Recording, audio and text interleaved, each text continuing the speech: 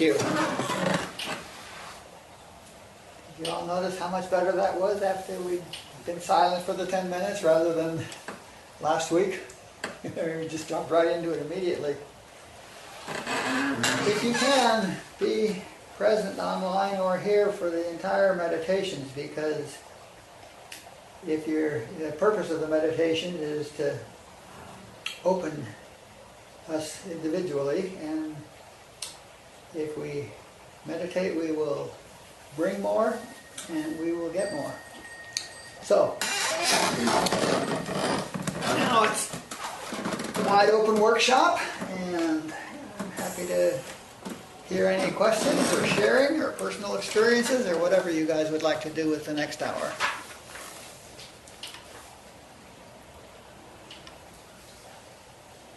Hi, Lee, it's Charlene here.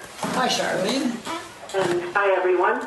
I guess when you mentioned about omni-activity, nature of God was as omni-activity, I've been with that since you mentioned it last week. And the only way I can really, it's not so much comprehend it, but to express it for myself in daily living is by an incident. And I had an event in our family where we were to get together. We don't get together very often. My son lives in New York, and our daughter lives in Alberta. And we got to New York, and her flight was canceled at JFK with the big storms that were happening in February, and a lot of disappointment. The event had been planned for many months, and it was, she's not part of the experience. It's just one more time that the family could come together, and the extreme disappointment. And I know that at the time I said, well, you know, there's got to be a higher thing going on here. I don't know what the bigger picture is.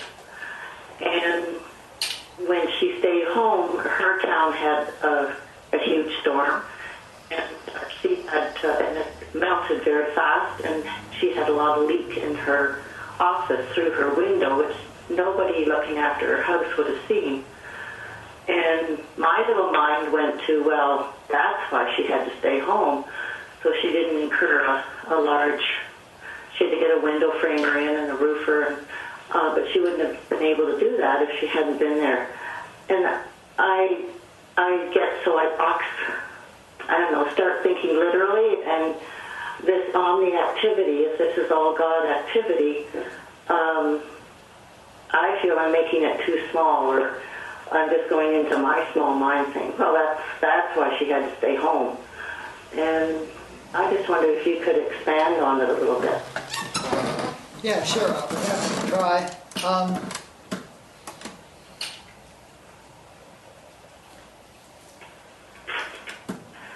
I don't, God doesn't deal with anything material. That's right. As Joel likes to say, God doesn't have anything material to give us. So God also doesn't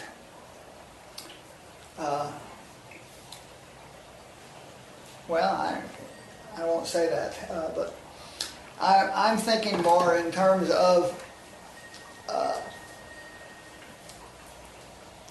the fact that we're in this class having this conversation on the telephone or in our live is part of omni-activity. It's part of God revealing itself to itself through itself.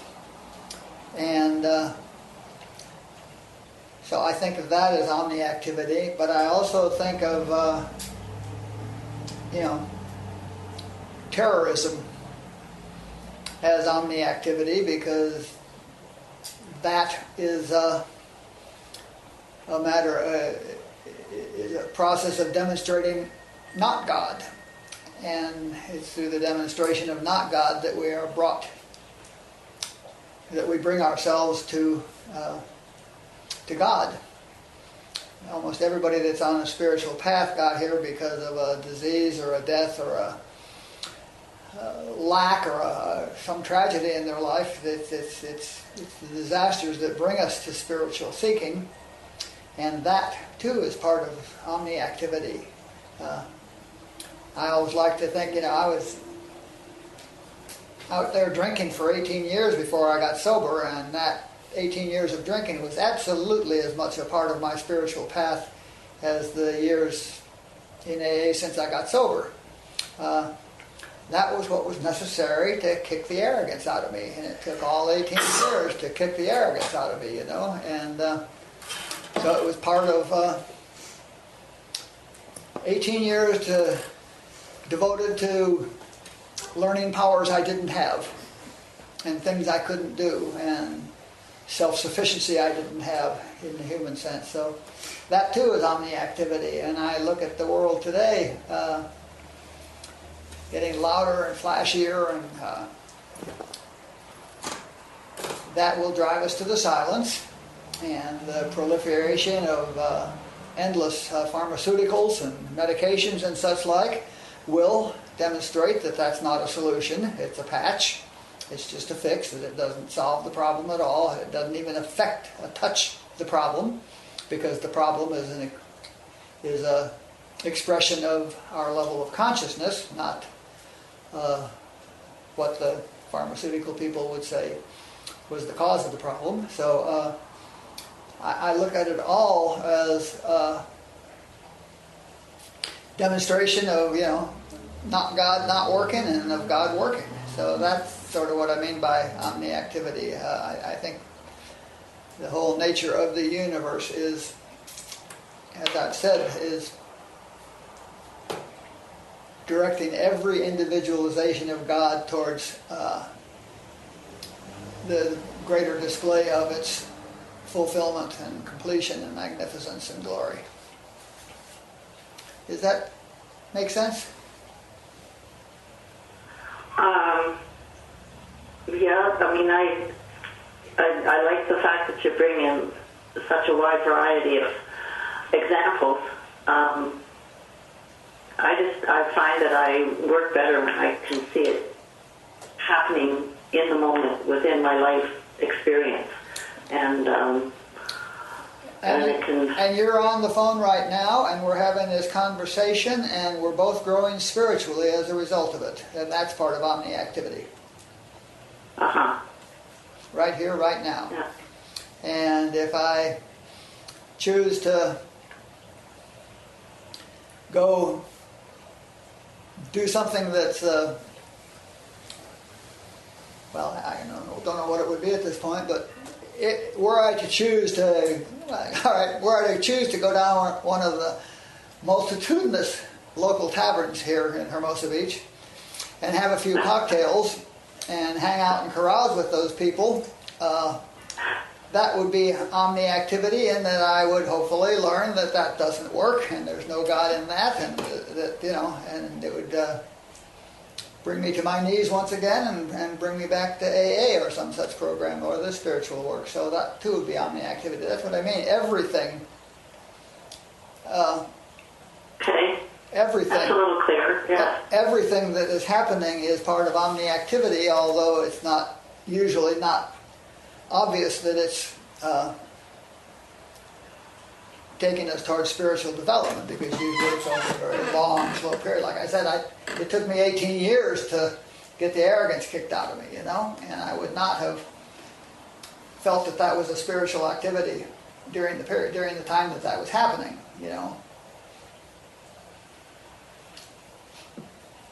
Yeah, and I think what I was, in my example, my focus was on the experience of the whole family, and what you're saying is more, like, bring it more into my own self, and don't worry about all the other parts at this point. Or the experience within the family, we all are demonstrating to each other. Yeah. The effectiveness of our spiritual practices. Yeah. Robert Adams always used to say, if you want to know where you're at spiritually, judge by your reaction. So when her plane was canceled, you could have looked at your reaction to that as a yardstick of where you're at spiritually, and where your desires are and where your needs are, and et cetera, and discovered a level of humanity. That's not a bad thing, but it's just where you are. So that was also teaching you where you're at spiritually. Yeah. You're not one with her. Right. Yeah. So, well, thank you. And none of this needs to be considered or taken into effect, but I see it all as working perfectly, And if she also gained a benefit out of being home, then that, materially, that's wonderful too, because the benefit she got out of it materially by being at home is a reflection of her consciousness. So there's something there too,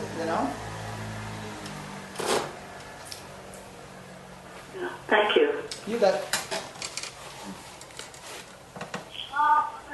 Hi, Lee. It's Judy. Hi, Judy. Hello. So I have just a quick question on that as well. So everything's God, but then there are some things that are godlike and some things that aren't godlike. That appear to be godlike and not godlike. So it just appears that everything is God. Everything is God. There is nothing but God, individualized, expressing itself individually. But what we are saying, we'll get into the nature of mind and I think we'll probably do the nature of error next week, which is exactly this. But what we're seeing at our level of consciousness, what we're seeing is our concepts, our beliefs. We're not seeing what's really there. All of our concepts and all of our conditioning and all of that's been done to us is like wearing a very bad pair of glasses, and we're really seeing things very poorly, and we're not seeing God in everyone. But God. But did you reference that like terrorism is an act that is not God? No, I did not. I said terrorism is also part of omni-activity. It's showing us that force doesn't work. It's showing us showing us that USA arrogance going into Arab countries and not showing them the proper respect has repercussions and doesn't work. It's showing us it's teaching us to be like Gandhi, nonviolent, perhaps. Okay, good. Okay, I thought I misunderstood that. I must have misunderstood. I thought you said terrorism is not God, and that's when I really got confused. So, okay. No. Good to know. And so, definitely part of omni-activity. omni-activity. Definitely part of omni-activity. We are learning a great deal through terrorism and through our fear of terrorism. So here's been always my question that I just can't, and I feel like somehow I just can't answer this, and I think I would know a logical answer, but so when does one know, I suppose it's in the moment, just to welcome in the activity that appears to be godlike? When do you know to say yes? And when do you know to say no then? It's clearly an internal job in the moment.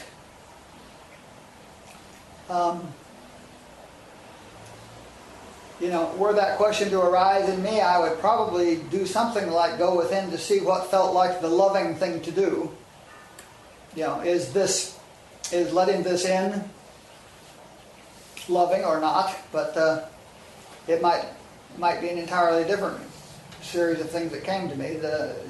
All you can do is go within and feel what would be the loving, kindness, compassionate thing to do, and let that in or not let that in, and then omni-activity will show you whether or not, as I said before, then you will learn that worked, in which case you're understanding that was the loving thing to do is correct, or you'll learn that it didn't work, in which case you'll go back and re-examine whether or not that was the loving thing to do, and in either case you'll grow spiritually. Okay. I guess I'm thinking in terms of, a lot of people talk about boundaries, and to me boundaries have always felt very fear-based. They are. And I feel like ultimately, when you are connected and you are all-knowing, then you can have this ultimate compassion for anyone. You could let anyone in, right? And there's no fear, ultimately. Right. And so I grapple with, when I hear people saying, boundaries, set boundaries, put them out of your life. I just feel like that doesn't feel like the loving thing to do yet. At what point do you say, I love you and I can't, at what point, so I guess it's just a moment to moment. You would know if you're connected, right? Yeah, I mean, the reason you wouldn't let somebody, why would you invite somebody? Let's get concrete. So somebody comes to your door, and they were, unkempt, smelled bad, and such like. You might well give them a sandwich, but you wouldn't invite them into your house. So why not? So this is where I could go crazy in my mind, saying, but they're just as God. Because they are God, and but nothing would be served by bringing them into your house, and it would be having an effect on your consciousness and anybody else that happened to be in the room, and it would not be furthering your own spiritual growth, and there would be nothing to be gained by it. There are a lot of things that I don't let into my life, and I don't consider it to be a boundary. I mean, it's a momentary thing. It's moment to moment, but there are a lot of things that I choose which movies I watch. I choose which television shows I watch. I don't let the news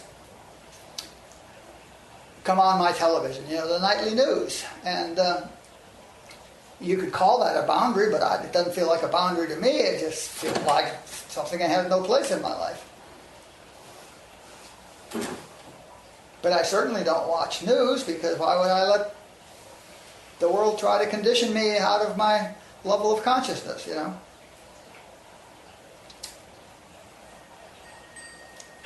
Sure, okay. Thank you. I appreciate it. Thank you. Yeah. What feels right to you in the moment? Always act from what feels like your own highest level of consciousness, and you will get as much benefit as you can out of the situation, whichever way you go.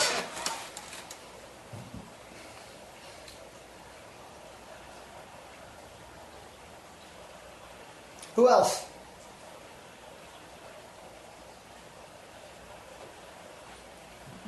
Hey, this is Keith. Hey, Kate. Hey, I just wanted to, I want to express my appreciation to both of you for that discussion just immediately previous, because I've had that dilemma going through me for so long, because there's a whole bunch of ways to talk myself into chub and into, I guess when I find myself talking myself into something or judging myself as good or bad, like I think if I don't invite the drunk angry person into my house, then I'm bad. And so I guess that's the level of consciousness right there. Yep. That's informing. And I really have what I wanted to share today is that I so appreciate what we're all doing, because it seems like ever since you sent out the email that the class was going to occur, and then suggested the homework, it's really ramped up what I'm doing, because I was doing the Daily Joel and the Bell Seat meditation, and then I started doing the reading along with the meditations that I just do anyway. So the reading, meditations, Dulce's class, and the Joel classes, something seems to just be going really, really well as far as my, I don't know if absorbing the work is the right word, but it seems like I'm just becoming more comfortable and effective and less stressed. Yeah. So I'm so grateful. Yeah, that's exactly what I would expect. You know, the more work you do, the better your experience is. But you can only do so much. I mean, you know, you are where you are, and now you're at the point where you can do a little more work apparently, and so your life is improving. But don't suddenly make the decision that, well, I'm going to do twice as much, because you can't. Because you can't. And what you can do is beat yourself over not being able to, and the fact is that there's no you to do twice as much. If you're not doing twice as much, it's because God as you is not yet doing twice as much. And it will. That's not where it is. That's not where it is yet in expressing itself as you. So yeah, it feels very easy, and like I'm being led along, you know, with curiosity and enthusiasm, and so I'm really grateful. And I'm going through the Script and Kid book again, as you suggested, and a couple weeks ago, and doing daily writing to my kid. Good. And that's, you know, just off the charts wonderful as well. But I hear you that, you know, if that amount of activity should slim down, don't beat myself up. right, yeah, you do what you do.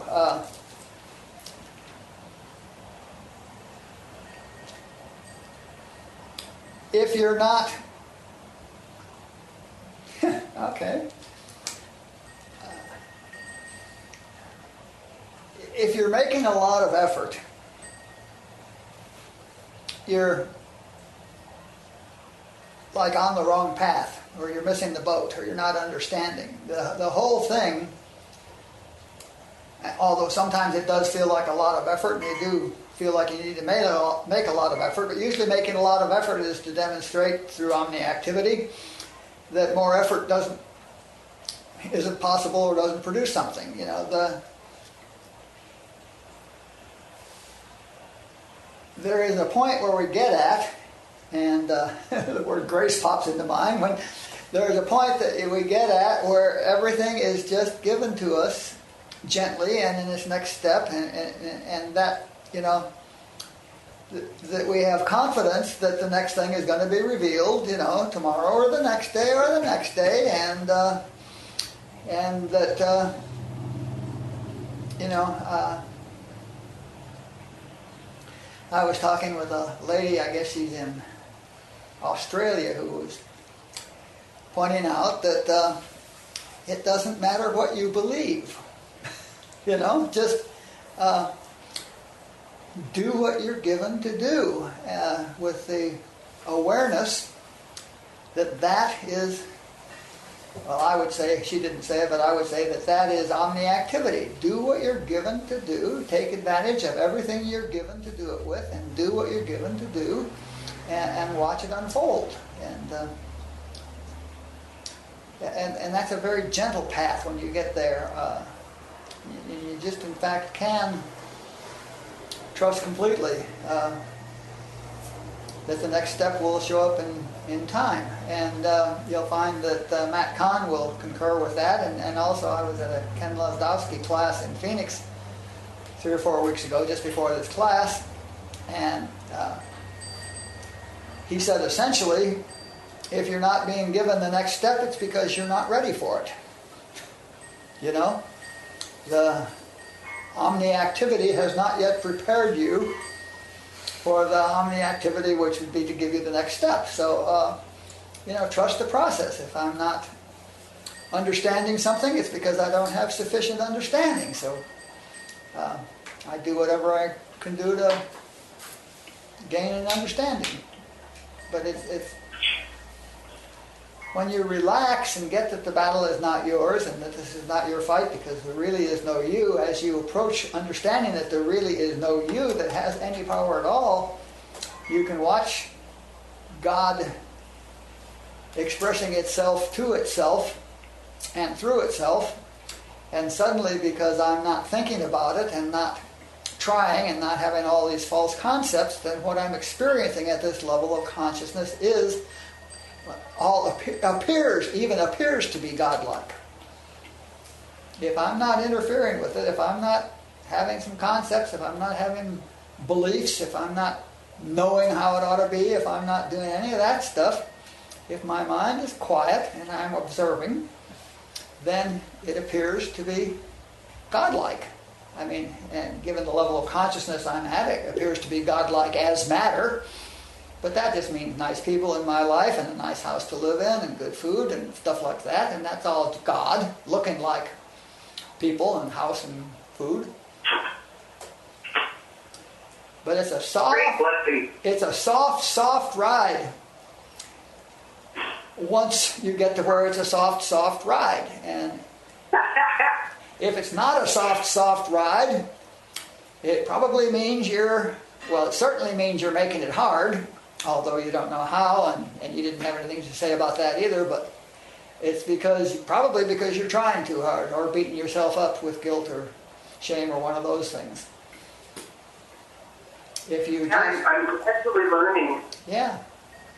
That not force anything, because that forcing stuff, it works out badly every time, and I've proved it to myself finally. Good. And so I just know to wait, even if I'm tempted to push on it.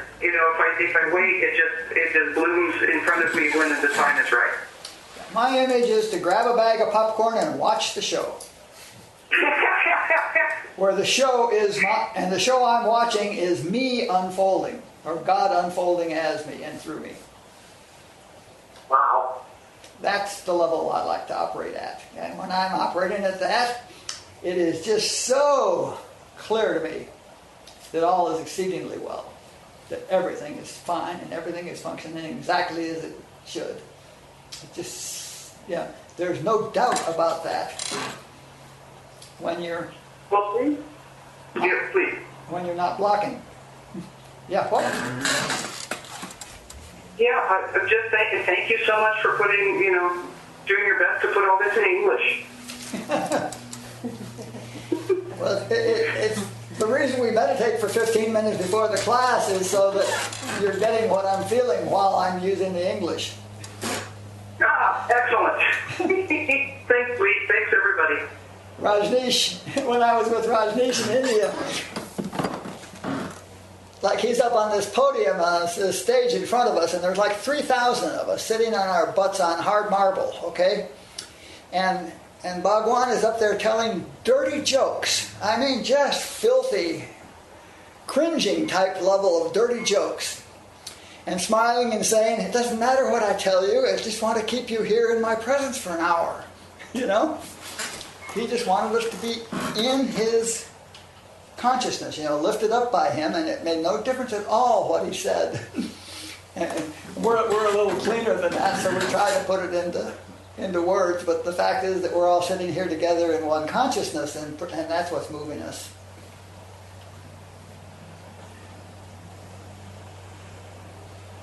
Who's next? This is fun. I love this. And I will not tell you some of the jokes he told us.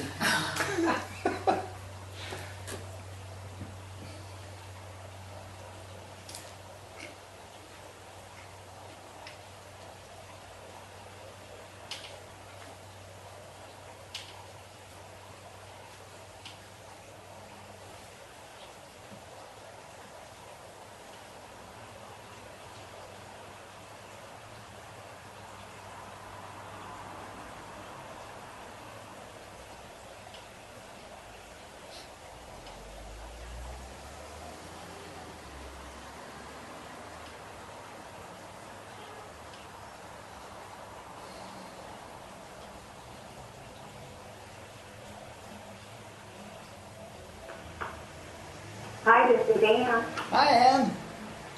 Hey. Wow, this has been really good, and I'm glad you brought up David Hawkins, and I got to see him several times in Santa Monica, and I actually looked up a few things about him and the levels of consciousness this week, and one of the things that struck me was something he said that at the higher levels of consciousness, the field stops pulling negativity from the universe. Mm-hmm. I've never really heard it put that way. And he also talked about that the lower levels stem from the same thought that happiness comes from outside of oneself. And when survival is outside of ourselves, it results in powerlessness, victimhood, and weakness. And I always love that. And when you were talking about the lowest levels of the state of consciousness, and I work with someone that has the shame and the guilt, and it's all her fault, and she's always to blame, and that's one of the hardest cases to work with, and the depression and the suicidal thoughts that come with that lowest level. It just really struck me when you said that. Okay, I go, well, no wonder, and she's working, more and more with that kid, but the conditioning is so deep. I don't know, past lives or what, but even then, the life she's had, it's just so deep, and I don't know, I guess. Sometimes I just go into silence. I don't know what else to do for her except take her to a lot of meetings. Take her to lots of meetings. The reason AA works is because here we have a 540 consciousness and a mass of people with a 540 consciousness, and there is in that room a great lifting going on that's lifting her out of her 20s and 30s and 50s and 70s and all that up into a level where she can function. The reason AA works is not the steps, although they certainly are a good excuse to be there, but the reason it works is because there is the consciousness of unconditional love there, which lifts people out of their alcohol addiction. Yeah. And their shame and their guilt. I mean, you can only be unconditionally loved so much before the shame drops away, so more meetings. Yeah. Yeah, exactly. Yes. Yeah. And I thought that you had put those Joel tapes up because you knew they were all about consciousness.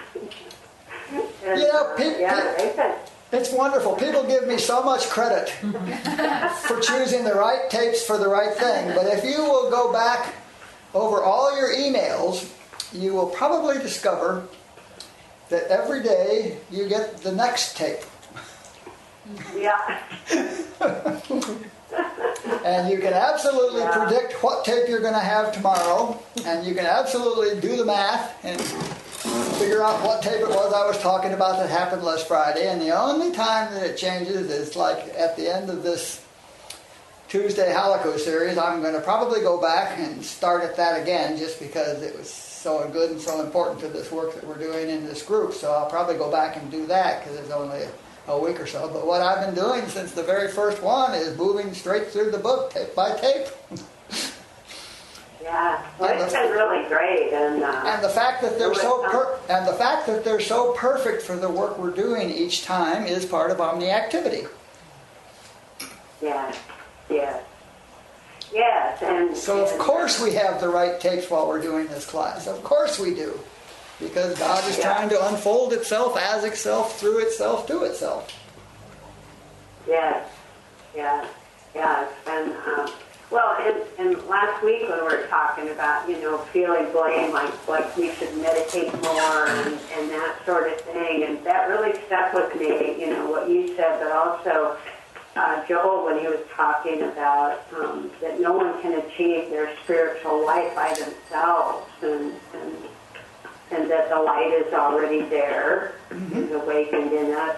For one, that the light, whether we contact them humanly or not, and I always think about, like when I got sober, you know, and in my years, 15 years of drinking was, I can clearly see, was omni activity, and when I was drunk and loaded is when I had that spiritual experience in Hermosa Beach.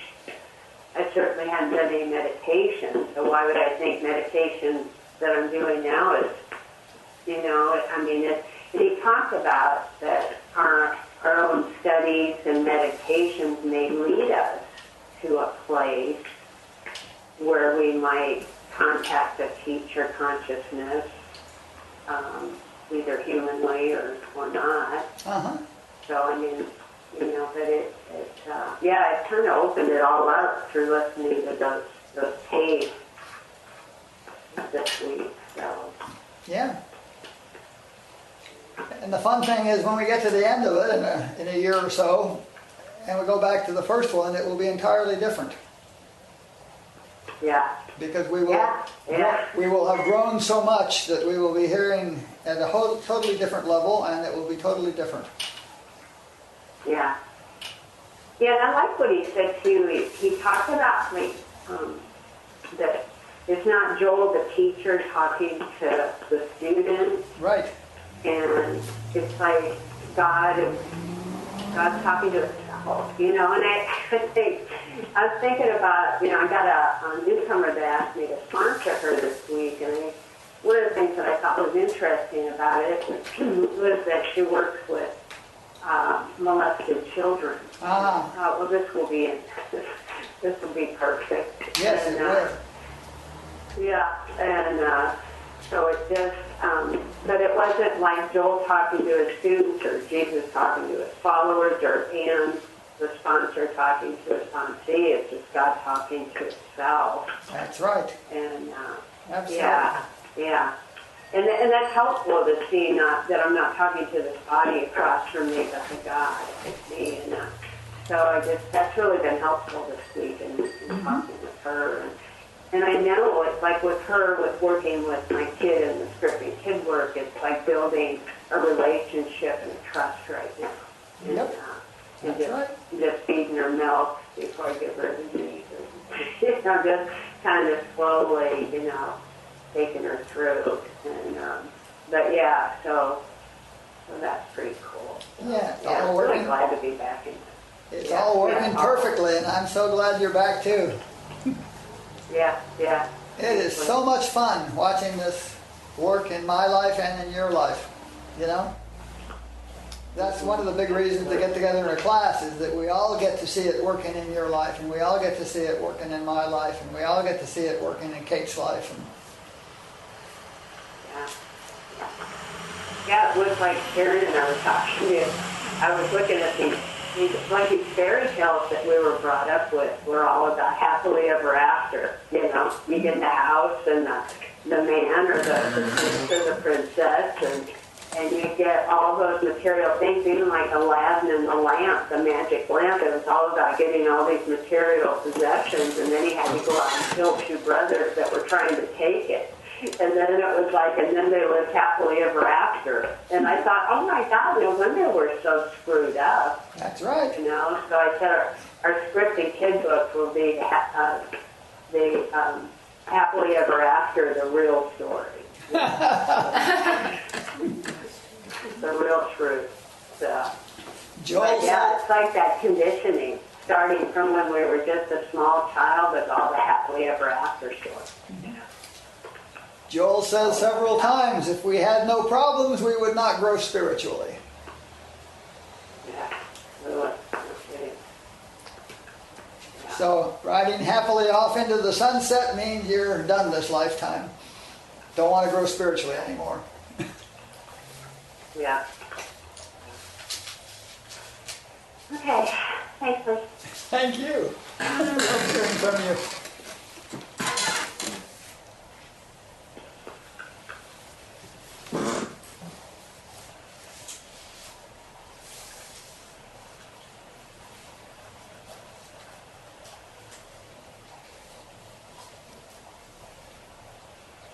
Feel free.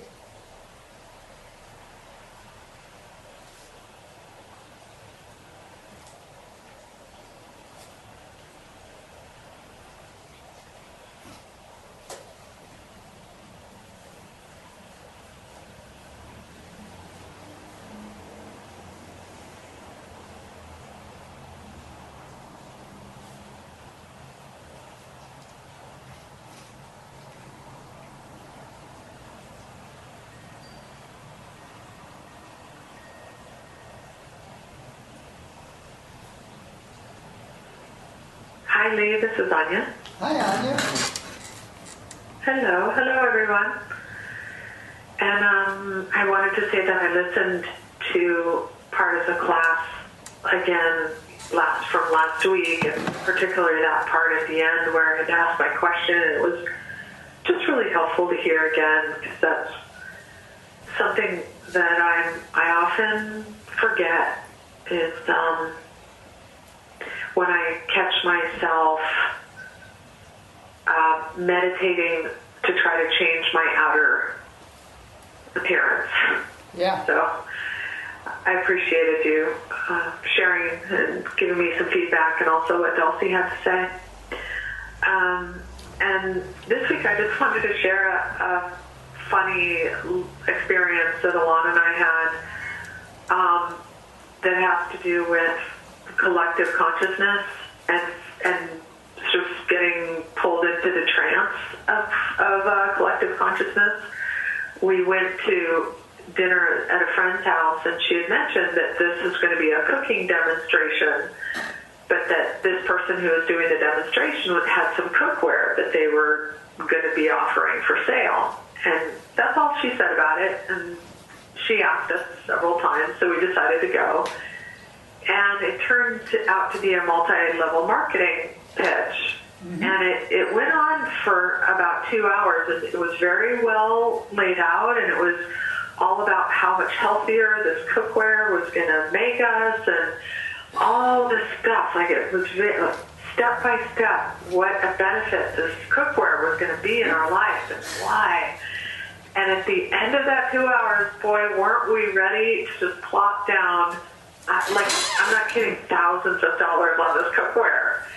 It was crazy, and all of us were talking about which set we wanted to buy and this and that. And Alana and I were in there. We could see that we were in this trance-like state of being, and we were just kind of observing it, but looking at the cookware and talking about how great it was. But I had made a commitment to my DA sponsor that before I would spend any money that wasn't in my spending plan, that I would text him. So I texted him. Yeah, I texted him after observing this behavior in us and our friends. And in sending him the text, I just said, this is what's going on, and if you were here, you would want this cookware. In a funny way. But after I sent the text, I felt a little bit of sanity slip in. And then we said to the woman, our commitment is that we wait 24 hours before we make a purchase that's not planned, and we'll get back to you tomorrow. And we left, and as we were leaving, my sponsor came back, and he made some recommendations that were very sane and grounded, and one of them was waiting an hour for every dollar that you are planning on spending that's not in the plan would have been an extensive number of hours. Anyhow, by the time we got to the car, I was like, oh my God, I can't believe what we were even considering doing.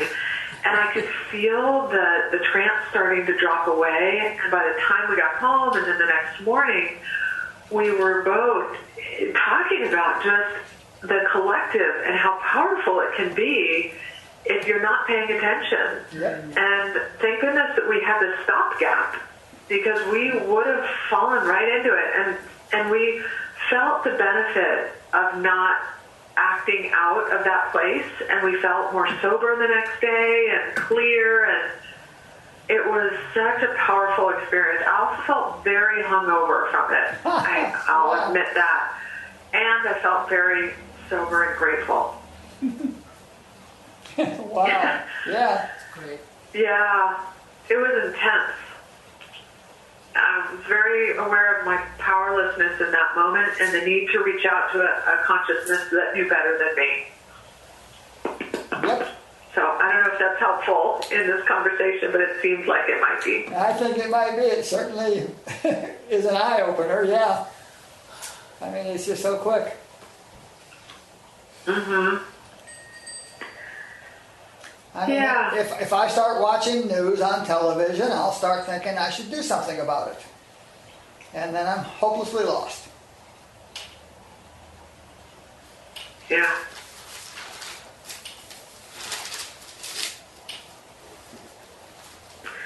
And I guess part of the message for me was how important it is to, as you were just kind of inferring, keeping my consciousness lifted, filling it with truth, and not sitting there for 2 hours, filling it with how something is going to change my life for the better. Right.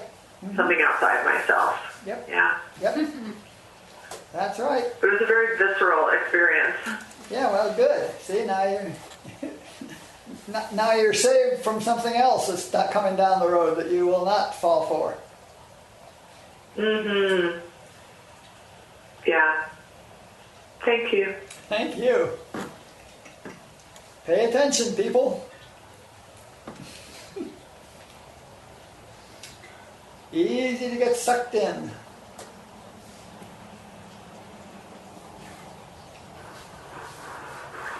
Hi, it's Joanne. Hey, Joe.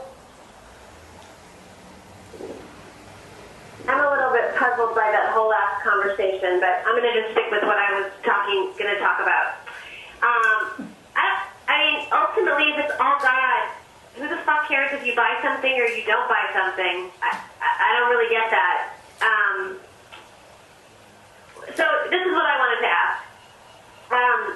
I just had an experience where I checked into a resort, and it was like a hassle. It was like annoying, and there were like all these questions that I didn't want to be answering, you know. And so my perception was, you know, like it wasn't smooth and easy. It wasn't grace filled, right? It was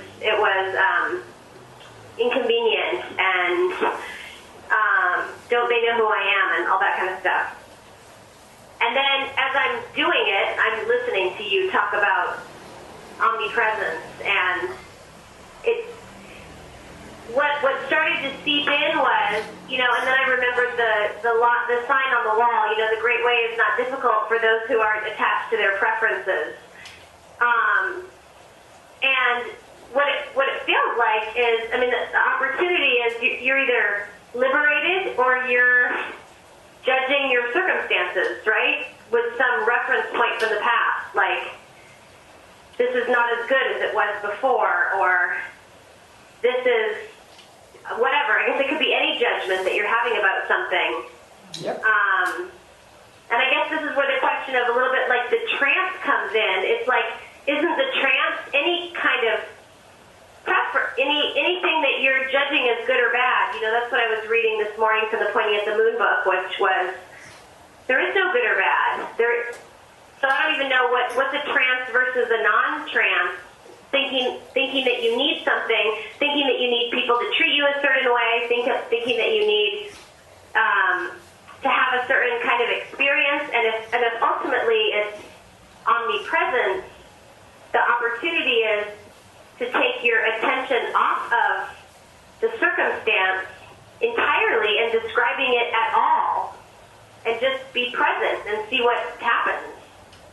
Yeah, if you can do that, that's great. Right. The trance is being sucked into believing that something other than a change in your consciousness can have any effect on your experience. If you are believing people that your experience can change as a result of anything other than a change in your individual consciousness, then you are being hypnotized. Joel used the word hypnotized. you're being entranced. Mhm.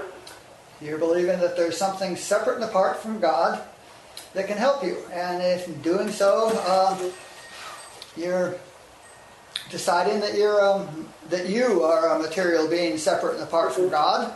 And that is the trance, the dream, the hypnosis. Mhm. Got it. And that's what the discussion was about before. It was about,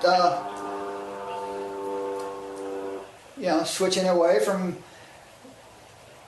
improving your life through increased self-realization to improving your life through better cookware.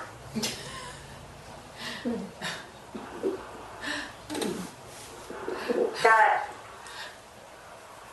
it. Cool. I mean, yeah. Now go ahead. I feel like, well, it kind of goes back to what Judy was talking about how do you know what to say yes to. So the other thing that was coming up is I'm here with my mom and kids and everything, and there's this other thing I want to go do, but I don't want to just bail on my family to go do this other cool thing. So I'm like, well, if it's all God, who cares? Who cares if I'm sitting here playing games with the kids or if I'm overdoing the cool thing with the cool people? You know what I mean? Like, it's all omnipresent anyway, so don't stress about it. You'll wind up wherever you're supposed to be doing whatever you're supposed to be doing. Kind of like drop the preference. Yeah. And relax. I mean, about it. The question is, who cares? And if somebody cares, Who cares? i.e. a kid element of you or something, Right. then you do, you find the loving thing to do for your entire being. That's brought up. There's a discussion in the Script and Kid book about boundaries, and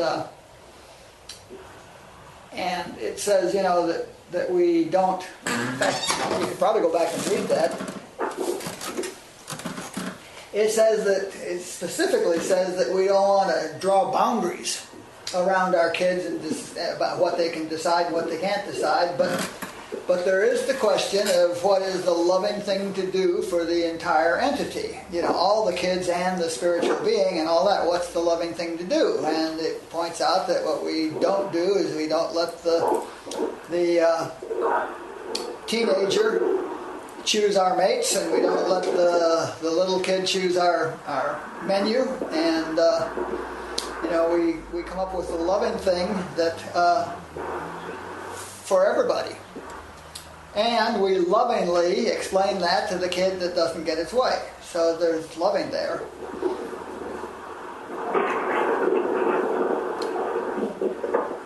Yeah.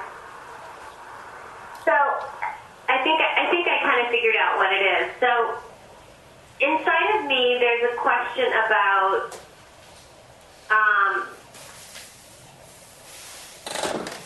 what best supports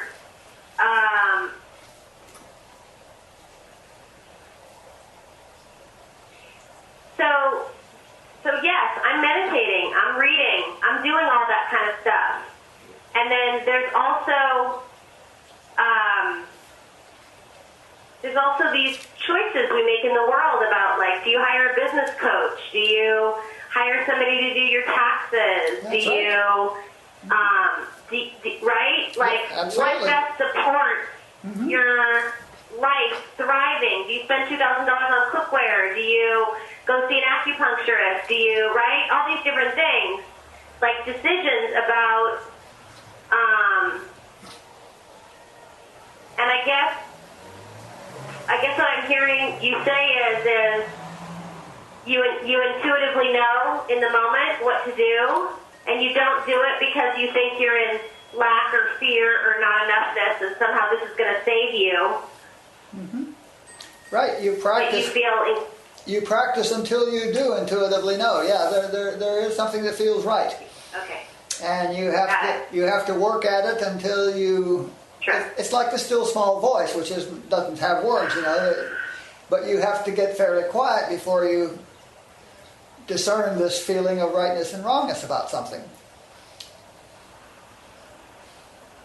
Got it. And yeah, all those things. You know what? All those things are God, and the cookware is God, and all of those things are God if you know they're God. But if you think that's a material thing that's going to change the experience in your life, then you're something separate from God that's going to change your life. Then you're mistaken, and Got it. and that will be demonstrated to you. But yeah, it's all God. It's all God. The tax man is, of course you get a tax man to do your tax, you know. That's God. Right. God providing that. God, Right. God is Right. fulfilling itself through the tax man or the doctor or the pastry chef or you know. Of course you use whatever is being presented with you as long as you're knowing it's God rather than a tax advisor or a pastry chef or a whatever, you know?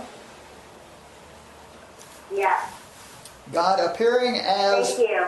as a physician, not God appearing as a tax lawyer, God appearing as a pastry chef, you know?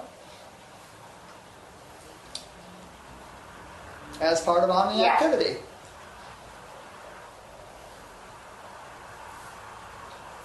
Yeah.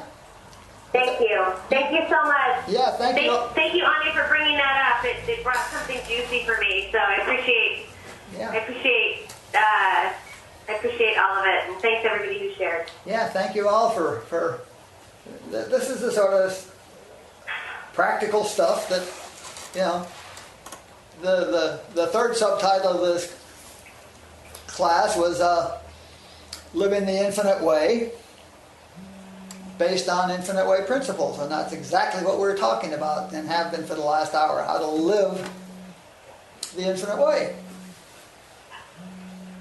So grab a bag of popcorn and watch your show unfold. So it's 5 o'clock, so let's sit for a second or two and let that settle before we dash off.